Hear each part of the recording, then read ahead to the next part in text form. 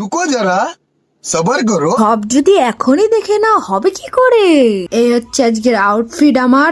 Hello বন্ধুগণ, সত্যগণ, সবাইকে কোটি কোটি প্রণাম। কিশোরী কিশোরী গান করতে করতে গুটি গুটি পায়ে এগিয়ে যায়। আজকে বড় বাহনে করে চলে যাবো। এই হচ্ছে আমাদের বড় বাহন। শিরায় শিরায় রক্ত। এই আমি না, আমার দাদা দেবদার ভক্ত। 1947 সালে কাটা টিকিট নিয়ে আমরা যেই ভিতরে ঢুকতে যাচ্ছিলাম, সেই আমাদের দেখে দরজা বন্ধ করে দিল, ঢুকতে দিচ্ছিল না। পরে আমার দাদা পকেট থেকে সেই বোমবাস্ত্রটা বের করে যেই দেখালো, ভয়তে আমাদেরকে সেই ঢুকতে দিয়ে দিল। দেবদাকে দেখবে বলে আগে ভাগে আমাদেরকে পিছনে ফেলে রেখে চলে যাচ্ছে হলের ভিতরে। যেই লাইট বন্ধ হয়ে সিনেমা শুরু হলো, সেই লুকিয়ে লুকিয়ে আমি ভিডিও করে নিলাম। এই দেবদার এন্ট্রি হলো, আমার দাদা সিটি মারতে শুরু করে দিল।